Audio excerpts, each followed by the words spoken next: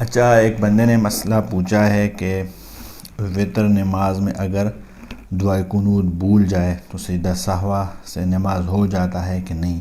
بالکل نماز ہو جاتا ہے۔ اگر کوئی بندہ وطر نماز میں جو تیسری رکعت میں دعائے قنوت پڑھتے اگر وہ بھول گیا تو سجدہ سہوا سے نماز ہو، کیونکہ یہ دعائے قنوت پڑھنا یہ واجب ہے، اور واجب نماز میں 14 واجبات ہیں۔ تو اگر ایک واجب فوت ہو جائے، 2 فوت ہو جائے، 3 فوت ہو جائے، یا 14 کے 14 فوت ہو جائے، ایک سجدہ سہوا سے سب کا ازالہ ہو جاتا ہے۔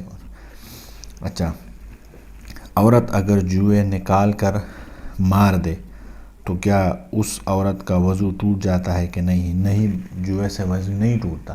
مطلب ایک عورت ہے، وضو میں ہے، اور اس نے جا کے کہیں سے کسی بچی کا یا اپنا یا کسی اور کے جوئے نکالے، وہ اس کو یہاں پہ رکھ کے اس کو انہوں نے مار دیا، جیسے اکثر عورتیں کرتی ہیں، تو یہ مشہور ہے کہ عورت کا وضو ٹوٹ جاتے ہیں۔ نہیں، اس سے وضو نہیں ٹوٹتا۔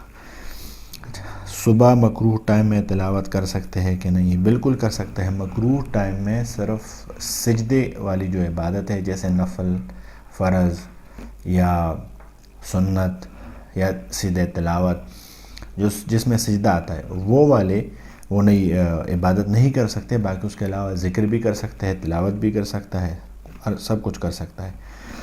اچھا، ایک لڑکے نے نماز میں مسئلہ پوچھا ہے، اگر ہمارے امام صاحب نے نماز میں تلاوت کی فَصَبَّ عَلَيْهِمْ رَبُّكَ فَصَبَّ عَلَيْهِمْ رَبُّهُمْ صَوْتَ عَذَابٍ، یہ بیسک ہے فَصَبَّ عَلَيْهِمْ رَبُّكَ صَوْتَ عَذَابٍ، کہ اللہ تعالیٰ نے تیرے رب نے ان پر کوڑا برسایا، مطلب عذاب دے دیا اس کو۔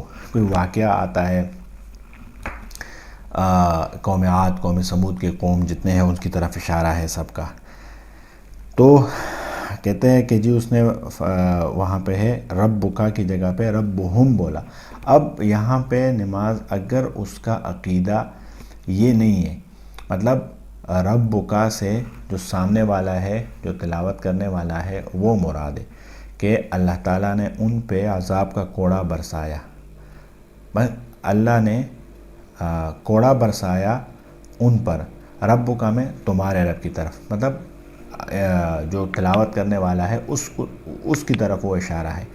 اب اس نے یہ بولا کہ ان پر کوڑا برسایا ان کے رب نے، مطلب لازمی بات ہے، یہ انکار تو نہیں کر سکتا نا، کیونکہ یہ نماز تو اسی رب کا ہی پڑھ رہا ہے، لیکن منہ سے ایسے نکل گیا، مطلب عقیدے پہ یہ ڈیپینڈ کرتا ہے۔ تو عقیدہ تو ظاہری بات ہے اس بندے کا یہ نہیں ہوگا کہ مطلب وہ رب اسی کا ہے، اس کے رب نے اس پر کوڑا برسایا، مطلب میرا رب نہیں ہے، نعوذ باللہ، یہ تو نہیں ہے نا، تو پھر نماز ہو جاتی ہے، کیونکہ اس کا عقیدہ نہیں ہے، اس طرح غلط نہیں ہے۔ اور ہاں، اگر عقیدہ غلط تھا تو پھر یہ بھی ہے، اور دوسرا مسئلہ یہ بھی آتا ہے، علماء فرماتے ہیں کہ اگر کوئی بندہ ایسا تلاوت میں ایسی غلطی کرے جو قرآن شریف میں کہیں نہیں آیا، مطلب ربہم لفظ بار بار آیا ہے، تو اس سے بھی نماز ہو جاتی ہے۔ اور اگر ایسا لفظ وہاں پہ یہ کر دے کہ اس میں وہ قرآن شریف میں پہلے کہیں ذکر نہ اس کی نہیں ہوئی، تو وہ کہتے ہیں کہ اس سے بھی نماز ٹوٹ جاتی ہے۔ لیکن اس میں فَصَبَّ عَلَيْهِمْ رَبُّكَ کی جگہ پہ ربہم بولا، نماز ہو گئی ہے، اس میں وہ نہیں کرنا ہے۔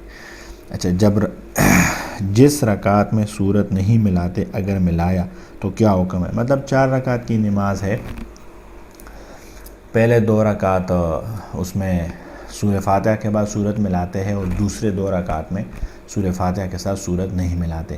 اکثر فرض میں یہ ہوتا ہے، سنت یا نفل تو اس میں تو سب کے 4 رکعت ہو، 2 رکعت ہو، 4 رکعت ہو، سب میں سورت کے ساتھ سورہ فاتحہ کے ساتھ سورت ملاتے ہیں۔ لیکن 4 رکعت نماز ہو، مطلب فرض ہو، اس میں سورہ فاتحہ کے ساتھ سورت نہیں ملایا، یا سورہ فاتحہ کے ساتھ سورت نہیں ملاتے لیکن اس نے ملا لیا غلطی سے، اس سے غلطی ہوئی، تو کیا حکم ہے؟ نماز ہو جاتی ہے، سجدہ سہوا کی کوئی ضرورت نہیں ہے، لیکن روٹین نہیں بنانی چاہیے، کیونکہ یہ طریقہ نہیں ہے۔ باقی اگر غلطی سے اس نے ملا لیا سورت، نماز ہو جاتی ہے۔